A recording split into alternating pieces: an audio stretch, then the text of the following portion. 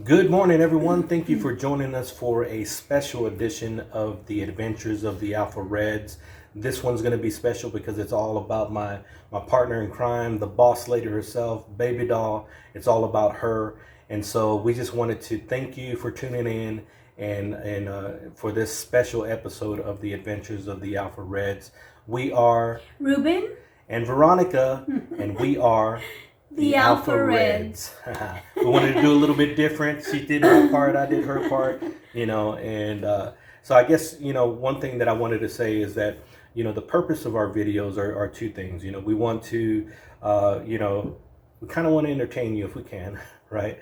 But we also want to bring some value to our audience. We know that it's just a couple of you right now, but we want to treat it like we have a big audience, and we hope that the conversation that we have today brings some value into your life, especially if you're a young entrepreneur, young female entrepreneur that is looking to, step into the world of business. We are definitely not saying that we're the role models or we're the standard or mentors or anything like that. Basically, what we're doing is sharing our story. We have 13 years of business, and we have 2 years of my wife being full-time in our business. So we're going to discuss her 2-year anniversary, which is something that we've been talking about for a while. October, right, was your 2-year anniversary.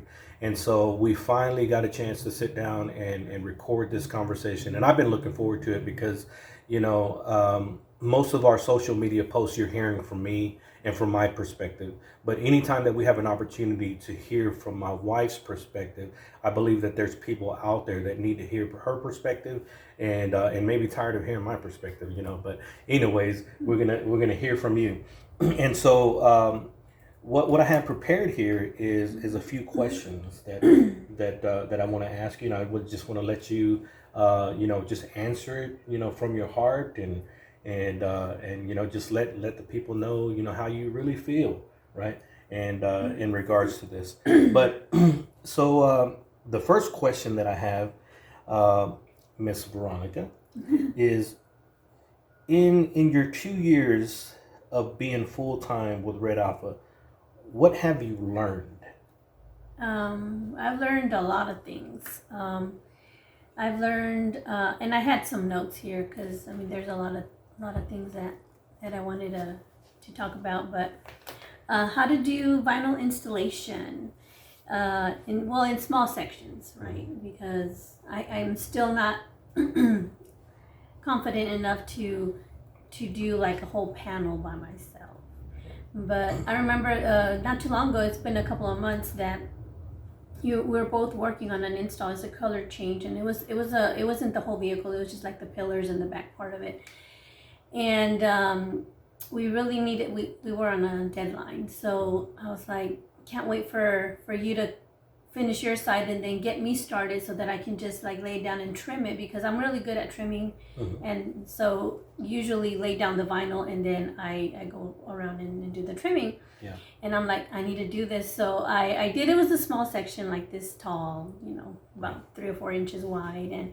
And so I've seen you how you started, and I did it, and I was so proud of myself. Yeah. Well, I did that, which it was simple because it was just like flat, but then I did another part, which was, it had a curve towards the end, and I did that as well that same day. Yep. And so I was really proud of myself for doing that. Yeah. And but also, I wanted to show the fruits of your labor from all the time you've been teaching me. You're like, come here, look at this, and I'm like, okay, I think that's right. So I call that Rap Food University. I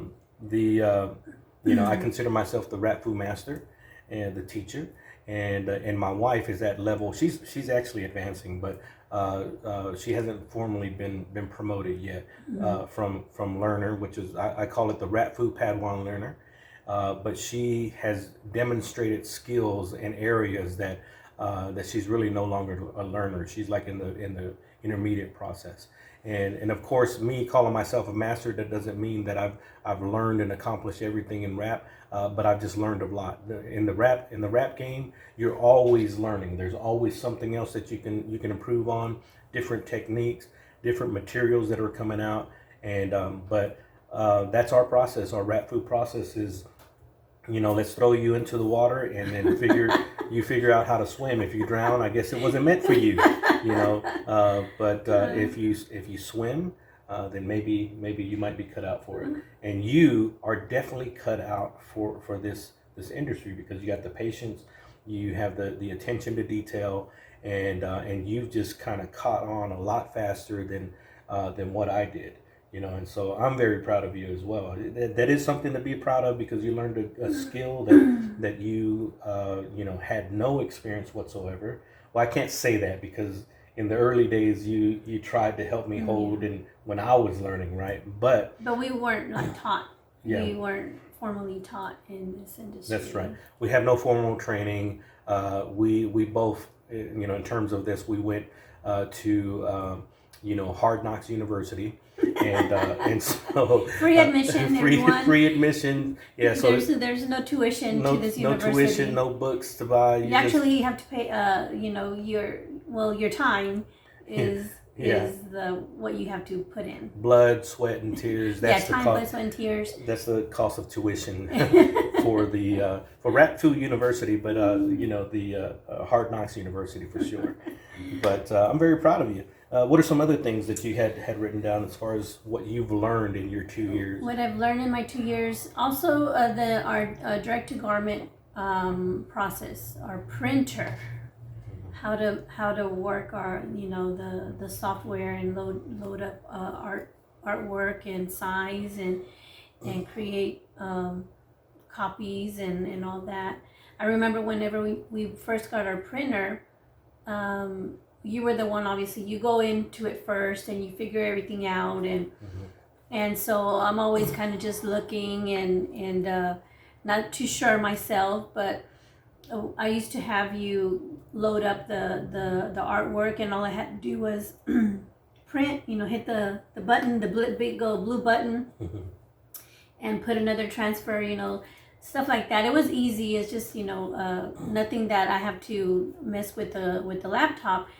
And then I don't remember what job that we had that I just had to do it because you had to do other things at the same time. And so I'm just gonna have to figure it out. And little by little, I would still call you, right? Okay, this is happening. What do I do here and that and all the just get your tips and all that. And then now it's like I have a job, and I go over there and do my thing, and I print. And then I started doing the heat press too. The heat press, I know it's easy. It's an easy piece of equipment. It's a heat press, everybody.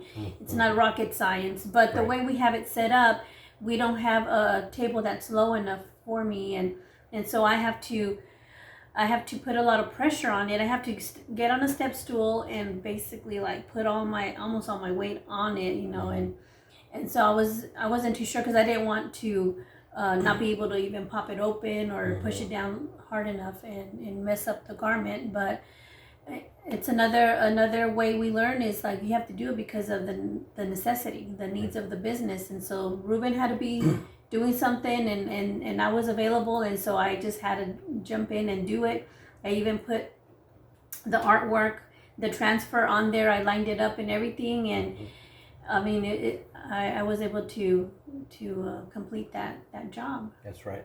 And so now you pretty much run our whole direct to garment process, and so just a little bit about our direct to garment process for those who aren't familiar with it, right? Right now, what's really catching a lot of attention in the print industry is the direct to film transfers, and so whenever she says transfers, that's what she's talking about. But we print on a direct to garment printer. It's the Epson F2100 direct to garment printer, which allows us to what does that say? No, I didn't see it. Which allows us to print directly on the garment. We pre-treat it, and then we print directly on the shirt or whatever the garment is, right? But this new process, direct to film, I looked into it a couple, I think 2 years ago, and then I saw where there is definitely, you know, times whenever the direct to film process is the way to go, right? You know, and then we didn't convert. It's just in the RIP software of our printer to where we can do direct to film or direct to garment with a click of the button. So direct to garment is still part of the process, but doing it on transfers is sometimes easier. Like if we're doing left chest and shoulders, and sometimes, I mean, we just you know, we almost do it all the time, just because, you know, we're going order after order after order, especially now with the ugly sweaters, that it's just an easy process to do the transfers, print them up. Whenever the sweaters come in, we press them, and we don't have to worry about pre-treating, you know, the garment. And because the pre-treating process is probably the most frustrating part about direct to garment. So if you don't have that pre-treat process dialed in, you end up messing up prints. And so, but with the direct to film, we don't mess up. I mean, it's just like if we mess up, we print another transfer, but it's still the same direct to garment printer with the water-based ink, the Epson ink. So it's the same. The feel is really close to direct to garment. So we have a tendency to do all of our stuff, you know, through direct to film, and from time to time do direct to garment. But you know, that's just a little explanation of the process that you handle. And now, you know, you're handling that and everything that's attached to that process. You are pretty much running that process, right? So another thing that I've learned is to go into Adobe Illustrator. Right. To go graphic design. To go into it, and then like, okay, there's so much to learn there. But I've learned just simple things, you know, how to, if we get artwork that needs a transparent background, then in a PNG format, then I can go in there and convert that. That's pretty simple. Yeah. But it's a big deal for me because that's not something that I'm naturally inclined to do, is go into like the creative process in design. But I know that that's part of what we do, and so I'm taking little baby steps to learn a little bit more and get better at that. But you know, going into Adobe Illustrator, it's another milestone that I'm proud of. Yeah.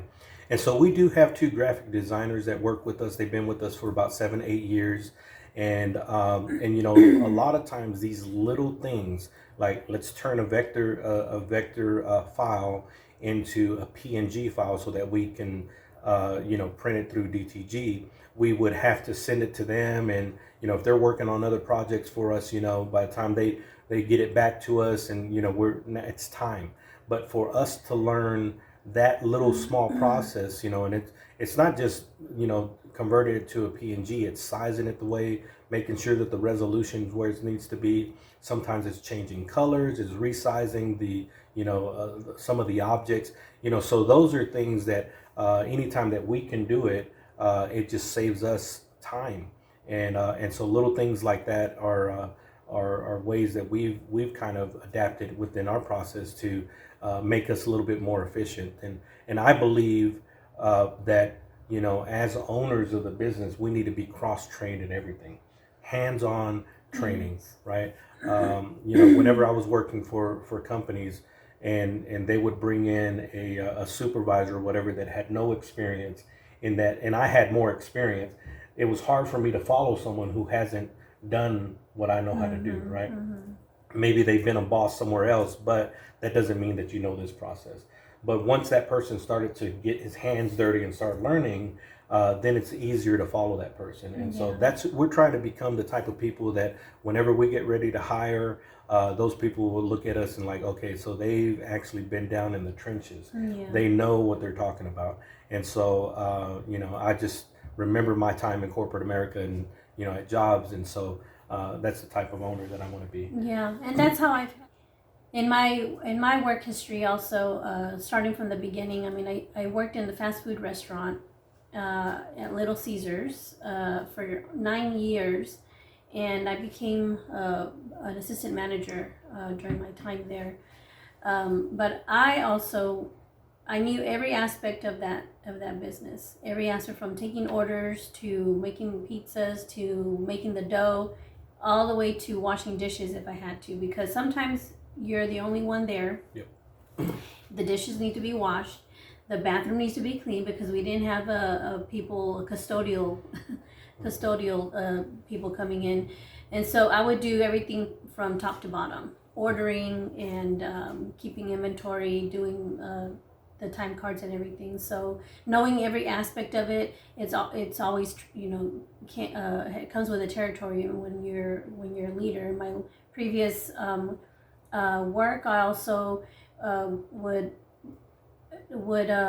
train people, but I would never train them on something that I wasn't already either equipped or knowledgeable about. I always made sure that I knew when I'm training people, it's like I've been there where you are at, and I'm going to teach you what I've learned, and not something that I'm going by a manual or or another type of guide. So I've always been in the same mindset like you. Yeah. I want to make sure that we know everything, because we're people that are coming onto our team are gonna trust us. They can trust us, yeah.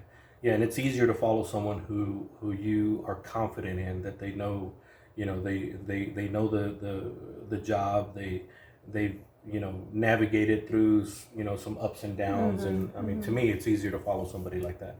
But you were also creating processes and helping creating some of the standard operating procedures, which has been like a real blessing to me, to us here at Red Alpha, because there wasn't really no process. It was like, okay, this is new to me when I first started, and this is what I want to do, and I absolutely have no background or no education or experience in this industry, but I'm going to figure out how to do it. So here I am, YouTube, I'm reading articles, I'm got the equipment, figuring it out by process of elimination, and and so that's how I've come to I'm self-taught in this industry. So every piece of equipment, every line of business that we have, and every product that we offer was a result of trial and error and process of elimination. Nothing else.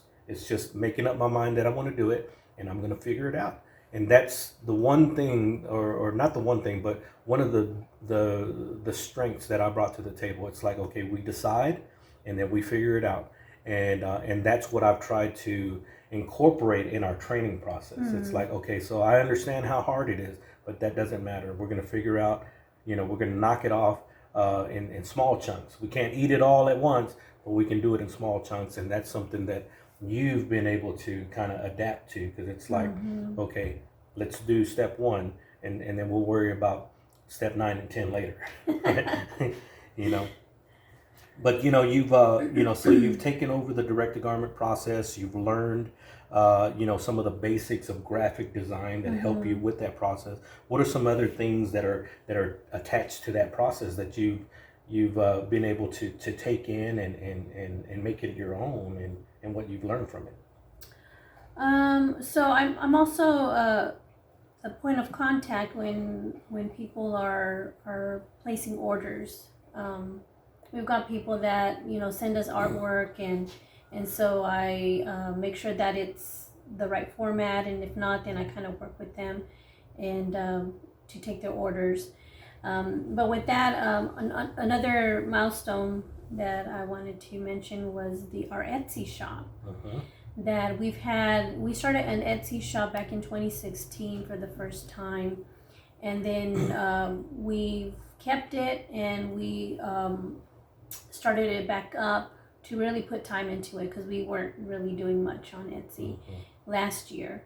Right. And then this year again, we are putting more time into it so we can push our ugly Christmas sweaters. Mm-hmm. But this time around, I was the one that had to take over the reins, because although it's only because there's just not enough time for you, not because you didn't want to do it, but there's just so much to do in our business that we have to kind of like, okay, now you're going to take over it. And so I have, from posting our listings to the description to all the shipping preferences, to making sure that all the quantities are updated, because if it says that there's no inventory, then a person can't place an order for that specific size and color, to replying to all the messages from our Etsy customers, fulfilling the orders. I have to put them in, organize them so that we can meet the shipping deadlines, to buying it's from top to bottom, going to buy the box, the shipping box, having the packing tape, printing out the shipping labels and the order for the packaging slip, and rushing to the post office 5 minutes till 5, and making it by the skin of my teeth, as they're trying to close the door, and I'm like, oh wait, I just need to drop this off, it's already packaged, just need a receipt. I'm so thankful though that we are like 2 minutes away from the post office downtown, and so that's really helpful, because sometimes it's not that we wait till the last minute, it's that we get started and then things come in and they have to be taken care of, estimate requests, and we want to get those estimate requests done, and so then by the time it's like we have to get these orders shipped out. So but the great thing about this is that we've had positive reviews all year, actually all 2 years that you've been managing it. So that's something that whenever I was doing it, they weren't all positive, I don't think. But we did a lot in 2016. And so we've learned, the same way. It was a good idea, ugly sweaters, let's go ahead and do it. We started cranking out the designs, and we just jumped into it without even realizing how powerful of a tool that Etsy can be, right? And so I think that first year we cranked out like almost 300 sales in ugly sweaters by themselves. And so that it started like right after Thanksgiving up until about this time, December 20th of December of 2016, and we were cranking them out. And so you have, for the last 2 years, you've had the privilege of getting that excitement whenever you hear that cha-ching on your phone, right? Or even if someone favorites, or it makes the phone makes a notification. Yes, right? a notification. Yeah, so it's like an immediate dopamine kick, because you're like, oh man, that's activity, and it feels really good. Whenever it's after hours, to me, right? Whenever we're sitting there watching TV or having dinner or something like that, and we hear cha-ching or we hear that other sound, I'm like, man, this is such a blessing. Having an e-commerce platform is definitely been a great addition to our business, right? And something that we have planned to grow. It's Etsy has been good to us, but you've done great on that, and you've managed it well. Your reviews they speak for themselves, right? And so if you guys aren't connected with us on Etsy, our Etsy shop is Red Alpha Custom, and so you can go and you can see the selection of ugly sweaters that we have.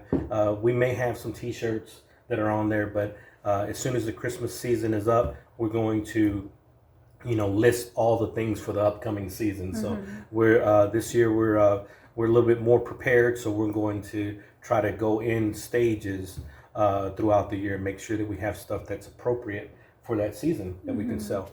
But so what are some other things that there's the Etsy shop? What are some other things that you have figured out along the way in your 2-year journey? So as we're doing our jobs, whenever we have like an issue that comes up while we're doing an installation, for example, and we have to figure out a solution, this one's kind of hard for me because I'm so used to having, I want to see where in the process manual if I come in, if there's this problem, how do I fix it? How do I troubleshoot it? Right. And we don't have that luxury because this is our business. We are the manual. We are the manual. Your name is Manual. Manual, yeah. Because I'll have to call the manual. Call me Emmanuel. God with us. So, and for me to think out of the box or try to find a solution in something that I am not still, I have a little bit of experience, but I'm not a professional. For me to try and think of a solution, that's been kind of difficult for me. But sometimes you just have to figure it out along the way. When we come to, and it always seems to be dealing with, like, when we do vehicle installs, when we do wrap installs, because every time we do a wrap install, it's never the same unless we've already done, like a commercial vehicle where we already know the size of the print and where it's going to be low, the placement of the decal or whatever. In the year and model. And the year and model, you're like, what to expect. Like, if we get those, the same thing over and over, I mean, we get so comfortable, we're like, man, this is easy.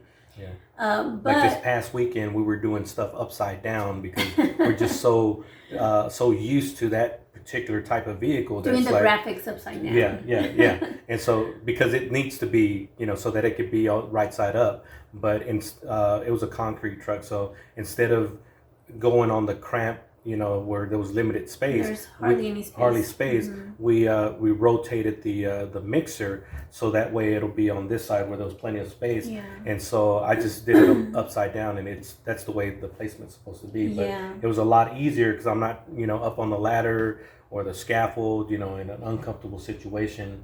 1 foot over here, 1 foot over there. It was just a lot easier. So you figure it out whenever you've done it. Over and over. Yeah. But with vehicle installs, we wrap installs. If it's something that usually it's not a repetitive, it's always different. You think you got everything that you need, all the tools, we got everything that we need, and then something is like, man, we really should buy this. For this specific reason, because something always comes up. Yeah, it's always different, and the conditions are always going to be different. The material that you may use is going to be different.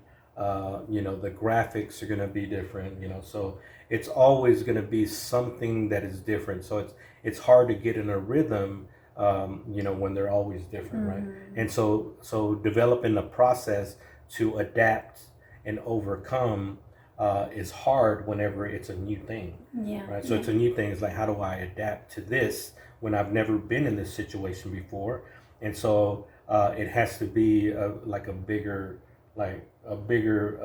adaptation, right? It's like, okay, this is not like the other one, but this job and this job, if I put them together, it's a similar situation. This is what worked for me then. Then it's kind of like, okay, find something that works, and then fine tune it along the way.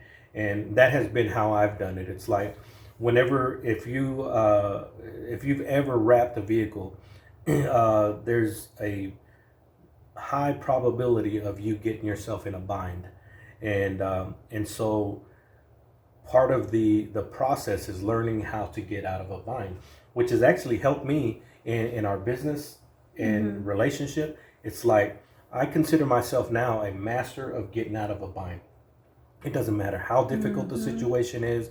We've installed in 32 degrees. We've installed in 110, 105, 110 degrees. We've used material that will crack in the cold. We've used material that will melt in the heat. And the conditions weren't always perfect. It's been windy. It's been dusty. The conditions are rarely perfect for us. And so if you're going to last in this industry, you better learn how to get out of a bind. So now I actually look at a bind and I'm like, I've already been through harder binds. I could get myself out of this. And sometimes I'm like, in a weird way, like hoping I get in the bind so that way I can. No, don't say that. Right. Yeah, I don't want to be in a bind. But it's like, it gets kind of boring, when it's like, I've done it. Right. I mean, it's like, making widgets. I could never be good at making widgets because, I'd be bored to death. But with the wraps and everything that we do, the T-shirts, embroidery, it's all a challenge. And so that's the reason why I stay excited about it, because it's, man, what am I gonna, what challenge am I gonna overcome today? But after 13 years, I've been, just one day after another overcoming challenges and getting out of a bind. And that's one thing that you've learned how to function in the middle of, the circumstances not being perfect. Yeah. Right. Yeah. And so you've done really good at that. Learn how to figure out solutions to problems. Right. That's a great thing to learn. Because I've always felt like if a person always brings you problems but not the solution, then you kind of know that person is not really cut out for that thing. But whenever you start bringing solutions, then it's like, okay, you're starting to figure it out, and now you can grow when it's like, okay, so the answer might have to come from you. Yeah. So that's a good position if you're going to grow as a leader and grow as a partner and a business owner. At some point, you have to take ownership of the problem, and take, I guess, come to grips with the fact that if there's going to be a solution, it's going to come from you. Yeah. Right. And so that's very powerful and something that everyone in life, can benefit from. Yes, right. Definitely. Yeah. So what are some other things? We talked a little bit about the outside and stuff like that, but what are some other things that you've learned? That I need to know how to read a ruler. Like, I never would have thought that I would need a ruler so much in my whole life. Right. Like an actual ruler, like a wooden ruler from elementary school. Or measuring tape, right? Or measuring tape. Yeah. So and I know that I can Google it, and I can say, look at where are the lines and what does each line mean, but now I still do it. Like whenever Ruben asks me, well, what does it measure, and I'm like, it's like 1.5 plus 2 lines. Inches. You mean an 8? And it's like I'm like, I guess if you say so.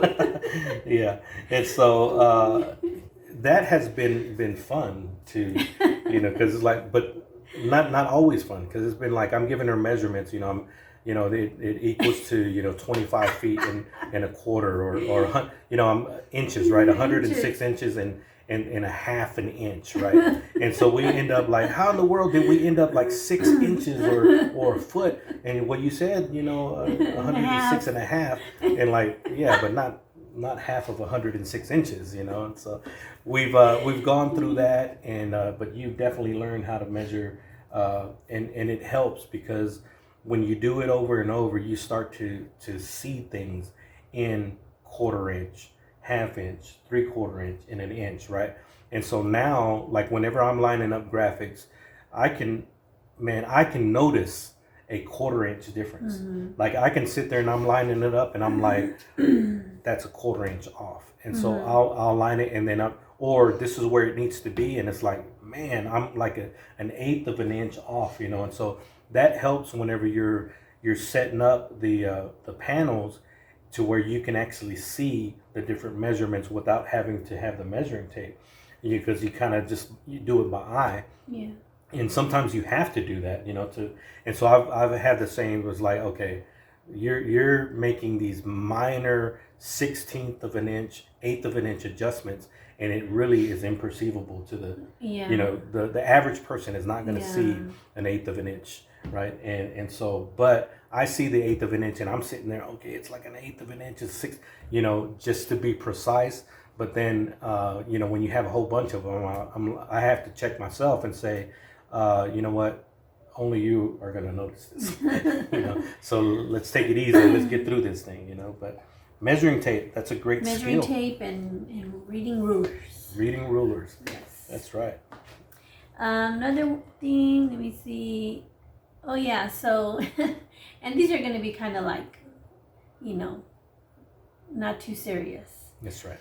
Because we learn a lot about ourselves. Yeah. When we're in tough situations, yeah. right? Like, use your common sense. That's right. Where's the sun right now? Okay, turn the car around so that the sun's not hitting you straight on, right? Yeah. That would be like the common thing to do. Yeah. But we were on an install out in the open. We were doing the 17 vehicles on a car lot. And we were like, man, we have only 3 hours before the sun hits us, and then we have to get on, this side or whatever. And I'm like, okay, we were doing it and once you started, if you weren't finished and the sun was already hitting you, we were just like, we were doing it and finishing it up. And I mean, we got sunburned, right? And I was like, man. And then, like, I think it was a third or fourth day, I said, why don't we turn the car around the other way so that the sun won't hit us? Yeah. We're like, what? I'm like, duh. It's like, why didn't we think of that sooner? And it's like, so sometimes, right, you can be prepared for, we got the graphics. In that particular one, we had the graphics. Yes, everything. We had everything thought of, but we didn't think about, okay, so, where's the sun going to be as the day goes, right? By, and so we start, the way that we start, we try to create a process, that we can repeat. And so we're like, okay, let's pull it out. We were pulling it out the same distance, right? And then putting it back in. We would do the passenger side and then the driver's side. Like, we were trying to create a process as we go. But the one thing that we didn't take into consideration was the sun. Yeah. Right. And so we're just like, oh man, drained. We're getting dehydrated. And it's like, man, I need some electrolytes. We were delirious, I think. There, I mean, for sure. It was like, we felt like we were just going through the motions, trying to finish and not really, thinking. Right. Until finally the light bulb went off, and then we made the adjustments, and we were able to ride the rest of it. Yeah. All the way through, and then hopefully the next time we're taking that into consideration, right? It's like, so we learn from our mistakes, but that's something to take into consideration. So we've learned that you gotta, the sun is out there, especially with daylight savings time. We've learned that here recently is that, we used to enjoy the fact that, here in Texas, the sun would go down like 8 o'clock, sometimes 9 o'clock, right? And so daylight saving time, and now it seems like it's getting dark, 4 or 5 o'clock. Something doesn't add up. Because we only changed it an hour. But we're losing, like, it seems like 3-4 hours of sunlight. And I don't like it. I got some people that I blame on it, but I'm not going to say it. Anyways, daylight savings time. What are some other things that you've learned? Never touch the nozzle of a heat gun after you use it. Very, very important. That's right. How many times did you have to do that before you learned it? I don't know. Not too many, usually. Yeah, not too many, but because you'll learn fast too. As soon as you finish it, it's like, get it away from yourself. Yeah. And don't put it here. That's like touching the stove. If you touch a hot stove, you don't have. I mean, that's like one lesson and you're done. It's like, oh, it's hot. I'm never going to do that again. It's the same thing with the heat gun. You've learned, do not touch that. It's hot. We always, if it does happen, I'm like, ooh, ouch, oh, don't ever do that. Great reminder. Some other things. Another thing is, also, this is, a safety reasons also, is to always pulling your blade on your precision utility knife that we use. Yeah. Because, thankfully I haven't cut myself like this.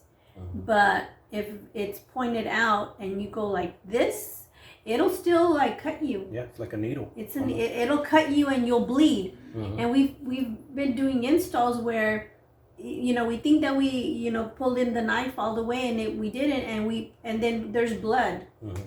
Yep. Right, you see, and I'm like, where did this come from? And you can barely see the little nick that you gave yourself on your finger. And so safety, it's like, I know it's like pulling your blade, but sometimes we're kind of like in a hurry and we think we do, and it's not all the way down. And we don't have a safety officer. We don't have a formal safety training. We don't. Basically, you fillet your finger, which I've done before, and then you're like, okay, don't fillet your finger. Don't ever do that again. Right? Don't ever do that again. Okay, check. Right? And so it's like, don't ever poke yourself, and another process, don't embroider your finger. I've learned that in embroidery. I've embroidered my finger and realized that I should not do that thing. And so then I don't do it the next time. It's never a good thing. And we also said that we were gonna buy a first aid kit. Right. Because that one time, this last time that I did that, and you did it too. It was on the dig install, right? Mm-hmm. I had poked myself, and you did the same thing. And we didn't have any Band-Aids, and so we ended up having to. We found a piece of old toilet paper that was in our car, and we used regular painter's tape to do a makeshift Band-Aid. So we need to get a first aid kit. Right. Check that. First aid kit is a good thing to have whenever you're going on, right? And so you're going to have to bring that to the kit, because I haven't worked a job in, in the 13 years. I mean, but even before that, I felt like I was more like a freelance, because I was working from home, right? And so it's been a while since I've been in the corporate environment. So I don't know, that kind of stuff, it's like, I don't think about it until I actually fillet my finger, and then I'm like, okay, that is a good idea. Let's do this.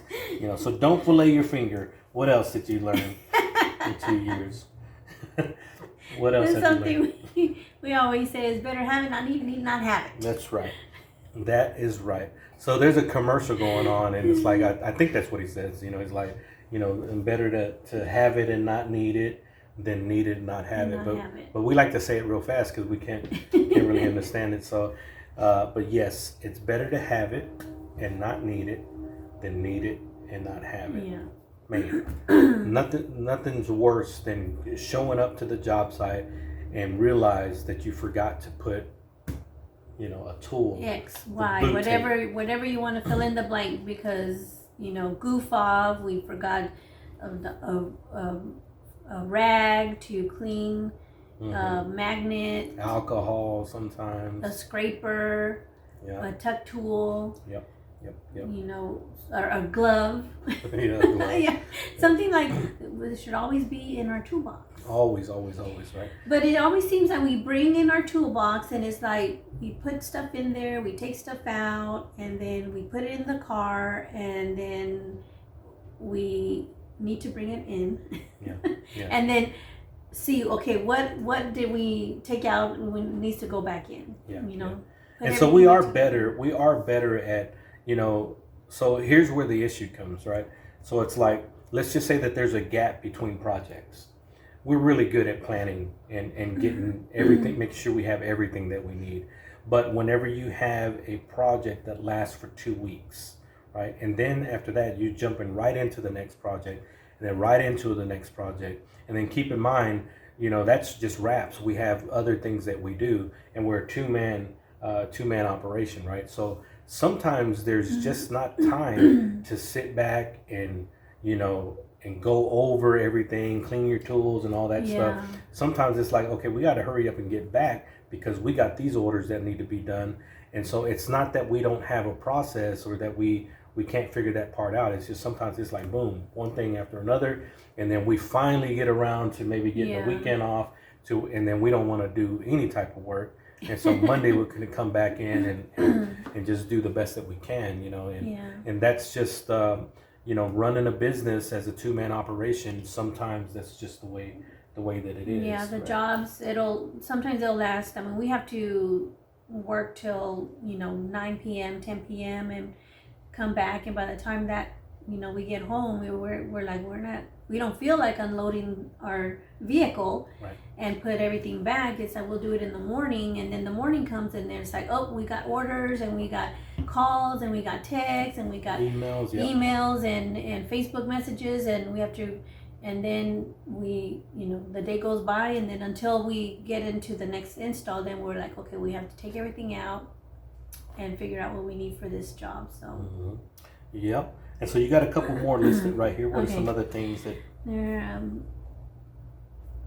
always have a can of goof off. Yeah. That's always, because, well, first of all, the goof off is very hard to find. It's not in just any, store. Right.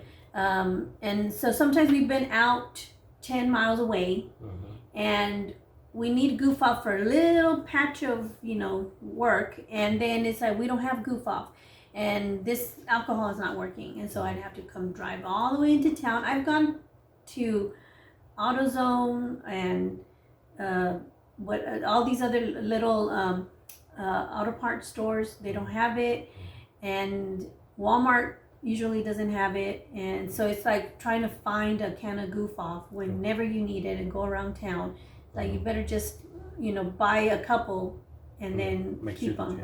Yeah, and we like Goof Off. Goof Off, we're not paid by Goof Off. No. We're not in any way sponsored by them or anything like that. But, just through trial and error, it's been the one that we use to remove any type of adhesive on the vehicles, like from old decals. And so it's been the best thing for us. We've tried just about we tried acetone, we tried Goo Gone, we tried some other stuff, and there are things that are stronger, but they usually will mess with the paint, and so Goof Off has been the one that we kind of universal. We use it on windows and vehicles, trailers and things like that, and it works for us. So that's been. So we got one last one here. What's the two more? So never put a piece of laminate. Don't ever hold a piece of laminate with your lips. What happens when you do that? Well, funny thing happens is that it does what it's supposed to do. It sticks to the surface the way it's supposed to, and it's hard. It'll peel off whatever dead or lip skin you've got on there. Rip off your whole lip. Can't even talk. Yeah. So we were laminating here, and I remember I was cutting the excess laminate on the side, and I didn't want it to drop. I don't know why. I mean, just let it drop, right? And so I went like this, and then when I came to like let it go, and it ripped my lip. I remember that day. I looked right at you. I was like, you looked like Daffy Duck when he had his bill shot off. You didn't have a bottom lip. I remember that day, and I was like, so don't ever do that. Yeah, don't ever do that. Don't ever do that. Yeah. Yeah. So these are funny, comical things that we've learned along the way, but they have taught us lessons, right? They have taught us lessons. And what are some? Yeah. And so that's we've tried to make it a little fun and entertaining of some things that she's learned. But if you had to, from the things that you learned, if there was something that you would give out to a new entrepreneur, just something quick that they can take from what you've learned so far, what would you say? Is there anything that you can, so you talked about adapting and overcoming and understanding that, the conditions aren't always going to be right, making sure that you're prepared, prior to going. I have a thing called 6 P's.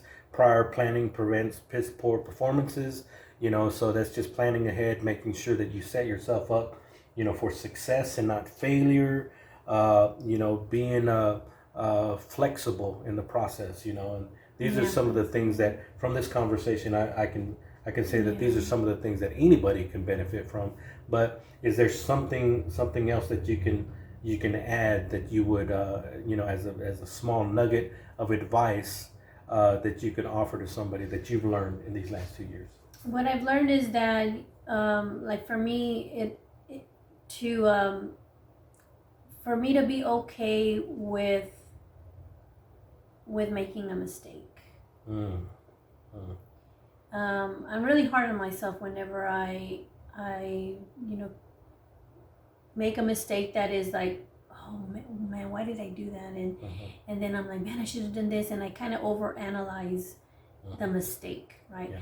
And you are always so good at telling me, okay, it's done. Now what are you gonna do about it? Yeah. So that you can move forward, because it doesn't do you any good to dwell on the mistake and stay stuck there. It's like, learn from it, make adjustments along the way. That's what you always tell me, and then next time, you already know how not to do that. That's right. That's right. And so for a person that is coming from the corporate world all my life, and learning, like for me, I learned, I was my profession, what I was good at. I was good at what I did, and I always wanted to not make mistakes, right? Yeah. And here it's like it's inevitable. It's inevitable. It's part of learning and growing as a business owner. It's changing all the time. So even the way you've done it before, it probably won't work now. So being flexible and not getting stuck on just either doing it one way or not, and being okay with making a mistake. That's powerful. That's powerful. So what I hear from there is that, so it's not being comfortable with making mistakes in the sense that you don't, have a sense of urgency, or you're not going to try your best, but it's being comfortable with the fact that things aren't always going to be perfect.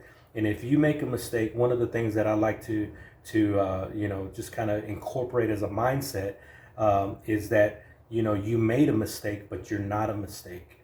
Just because you make a mistake, that doesn't mean that you have to identify yourself as that mistake, right? It's like, oh, it happened. You dust yourself off, you get yourself back on track, and then you do it right the next time.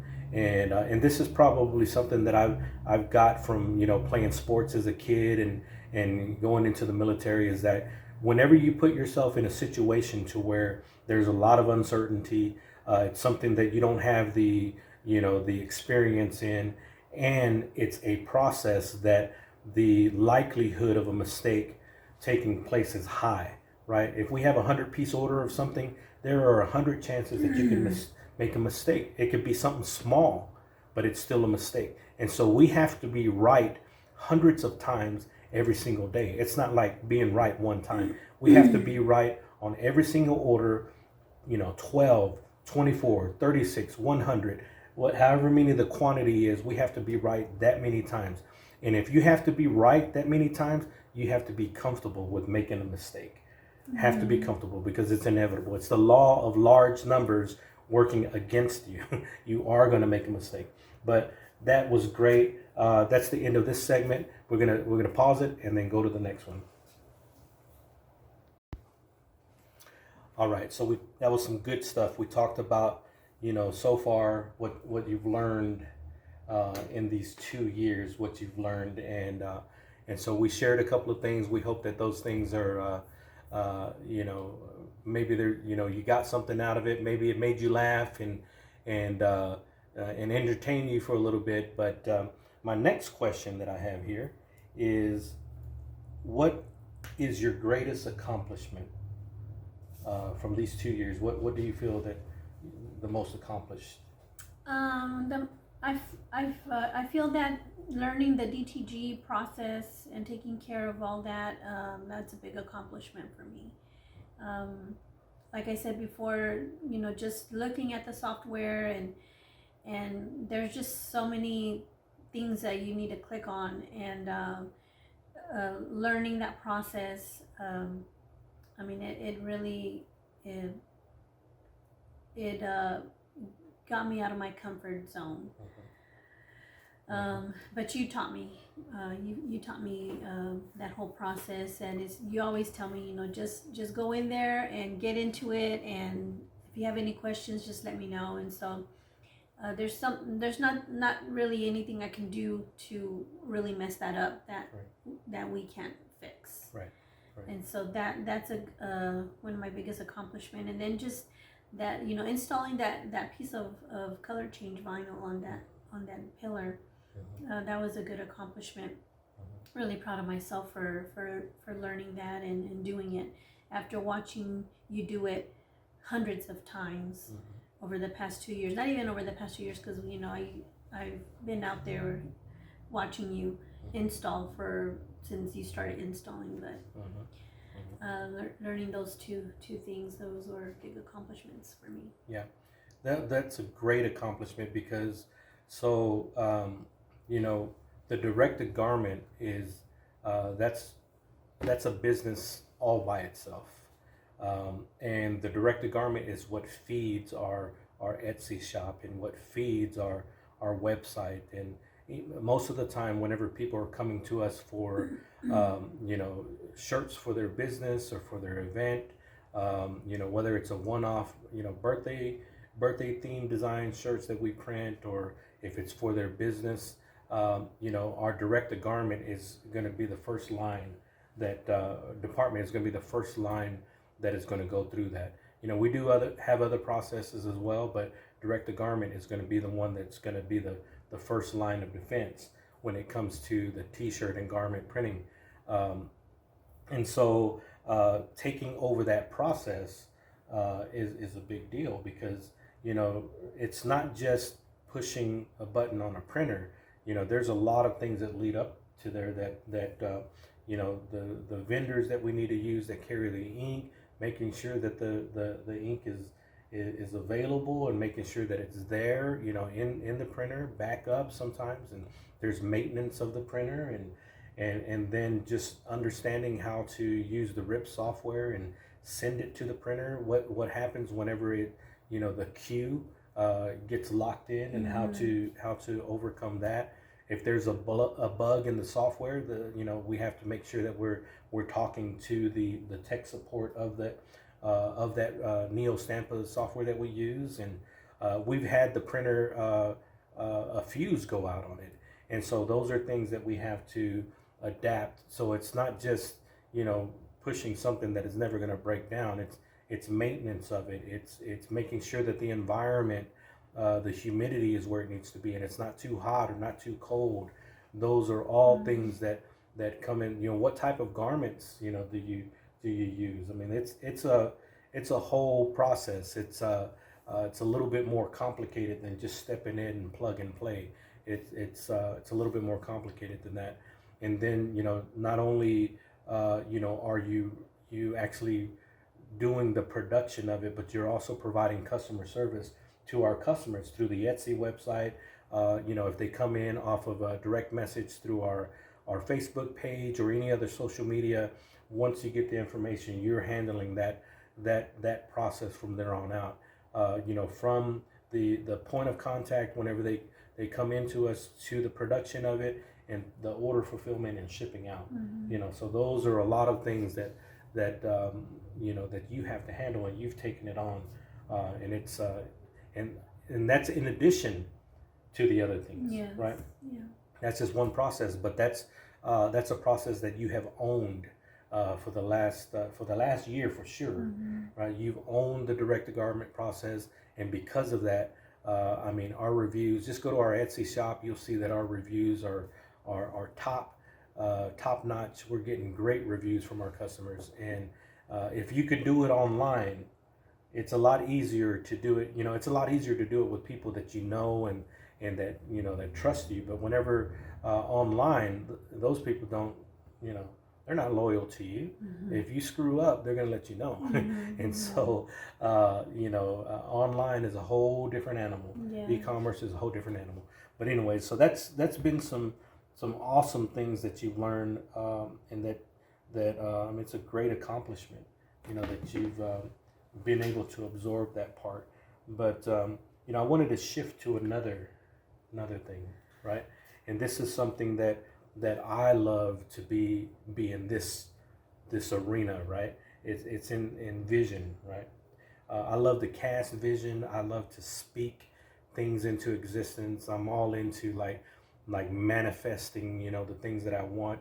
I have a ton of faith, and so these are some things that I've been able to kind of like, you know, rub off on you, right?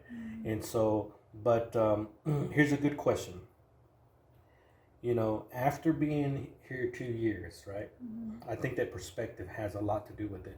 So I want to lay down the foundation of this next question. So you came to our business having worked in the corporate, you know, the corporate arena all of your life. Your most recent position, you were there for 17 years, and you decided to step away from your career and join me full time in our business without really knowing what to expect, right? You were hoping for the best, but you really didn't know how it was going to go, right? So now, 2 years into it, right, you had the opportunity of getting knocked down and disappointments and excitement and all in the same day. all in the same day. Exactly. But you've had a chance to be in it, right? You're not just starting. If you can last for 2 years, I think that now you're starting to, most businesses go out of business in 2 years. In the first 2 to 5 years, they are going out of business. And so you've accomplished 2 years of being full time in our business. That right there is an accomplishment. I don't care what anybody says. Being able to remain full time, in our business says something about you, and it says something about me. Because whenever times got tough, it would be easy to go back to what you're used to, right? Tuck your tail between your legs, go back and get back into corporate to where things are, it's predictable. You're going to get a check at the end of the week or every 2 weeks or whatever, but you didn't. You decided to stick with it and stay with it. So here we are 2 years later, and now my question, what are you excited about or looking forward to in 2024? Well, I'm excited about investing in my personal growth. I think we started doing that already here in the last couple of months, where we started reading more books, and because I think that if I invest in my personal growth, making myself better, then that is going to influence every aspect of our business. Yeah. And then it'll enhance, and then I can set goals and accomplish goals, and I think you've said this before, it's not the business that we're in, it's what you are trying to accomplish through the business, right? And you've allowed me to kind of see past the business itself, and say what's in the bigger scheme of things, what are we going to accomplish while we're doing this along the way. And so it has already made changes to me, to my perception,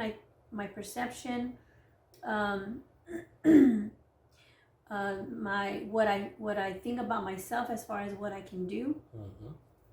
And I think that investing in my personal growth is something that I haven't really taken the time to do. Right. Yeah, and that's important. So it's not saying that you look at yourself and you're like, okay, I'm not good, right? But the way that I like to describe it is that, okay, the goals that I have for myself and for us and us as a business, it's going to require a better version of myself, right? The person who I am right now is, where we're at in life is a reflection of who we are, good or bad. The accomplishment, the failures, it is a reflection of your belief, of the decisions that you make, your belief system, and the processes that you've implemented in your life, right? How you look at things, perspective, and the vocabulary that you use. How are you talking to yourself, right? These are all things that we can work on to improve, to not settle for good, right? Because there are people out there, including us, right, that good is not good enough. You have greatness inside of you. And if you know that you have greatness inside of you, then you cannot live your life satisfied with being good, right? Good should never be the goal. You should always strive to be great, right? Because we are created, by a wonderful God that has a great plan and a great purpose for our lives. And for us to settle for just surviving, right, would be an insult to the plan that he has for our life. And it would be an insult to me because I know that I was created for something great. And so maybe when I look around, it's not what I feel on the inside, but I know that there is something greater. And so I'm going to work on the things so that I can be a better version of myself. Because if I do that, as a result of me trying to be better as a person, I'm going to be better for you. I'm going to be a better husband for you. I'm going to be a better father for our children. I'm going to be a better grandfather for our grandson, and I'm going to be better for our customers. I'm going to be better all the way around. And so that's what it's all about. It's working on yourself so that way you can be better for the people that you come into contact with. And I say this all the time. The products and services that we offer is just a small part of why we do what we do. Right? It is actually the vehicle that we're in that is going to allow us to live out the purpose that God created for us. Right? We have a purpose. Each of us have a purpose, a reason why we were put onto this earth. Right? And so we want to be intentional about the things that we're going to develop so that way we can step into that purpose, right? Because whenever you are working and operating inside of your purpose, you're not working anymore. It doesn't feel, there's a book that I'm reading that's talking about putting your dreams to the test. And it says whenever you start working in your calling, if you do what you love, you'll never work a day in your life.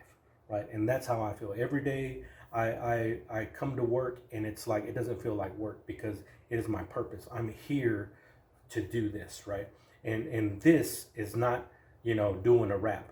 It's helping somebody change their family. Right. Because we come, businesses come to us and they're looking to rebrand. They're looking to market their business. And if we do our job good, that business is going to be successful. Right. And so it's important to me. I stay in touch with our customers and I share all their stuff because it's important for me that our customers succeed. Because if our customers succeed, obviously we're succeeding. Right. And so it's important for us to operate that way instead of looking at everybody as a transaction. We're looking at it as an opportunity to change somebody's life. Right. And so that makes it easy to sell because what I'm selling is not a t-shirt. It's not a wrap. It is something that's going to change your life.